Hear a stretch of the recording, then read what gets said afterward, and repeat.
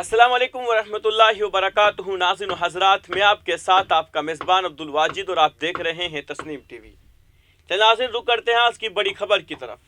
کرناٹک کے تعلیمی اداروں میں حجاب پر پابندی کے خلاف عرضی پر سپریم کورٹ کا فیصلہ آ گیا ہے۔ تاہم بینچ میں شامل دو ججوں کی رائے مختلف ہے۔ جہاں جسٹس ہیمنت گپتا نے حجاب پر پابندی کو برقرار رکھا ہے، وہیں جسٹس سدھانشو دھولیا نے پابندی جاری رکھنے کے کرناٹک ہائی کورٹ کے حکم کو منسوخ کر دیا ہے۔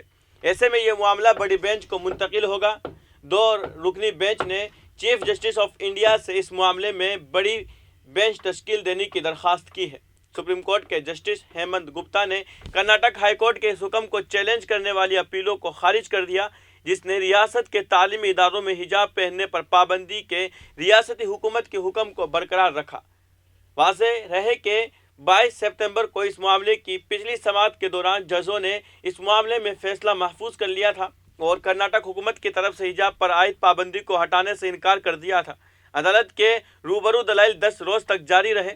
عدالت عظمیٰ میں دلائل کے دوران درخواست گزاروں کی طرف سے پیش ہونے والے متعدد وکیلوں نے اصرار کیا کہ مسلم لڑکیوں کو حجاب پہن کر کلاس روم میں جانے سے روکنے سے ان کی تعلیم میں خطرہ پیدا ہو سکتا ہے، کیونکہ وہ کلاس میں جانا بند کر سکتی ہے۔ درخواست گزاروں کے وکیل نے مختلف پہلوؤں پر بحث کی تھی، بشمول ریاستی حکومت کا 5 فروری 2022 کا حکم، جس میں اسکولوں اور کالجوں میں مساوات، سالمیت اور امن عامہ کو خراب کرنے والے لباس پہننے پر پابندی تھی۔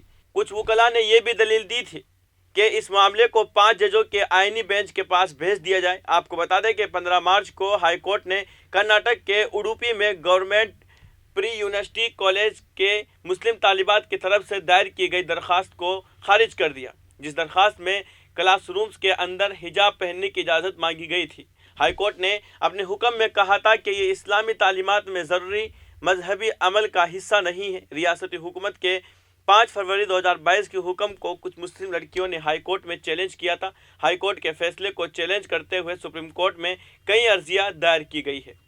فی الحال کی خبر میں اتنا ہی۔ ملک اور غیر ملک کی تمام بڑی خبریں جاننے کے لیے دیکھتے رہیے تسنیم ٹی وی۔ آپ کے میزبان عبدالواجد کے ساتھ، اللہ حافظ۔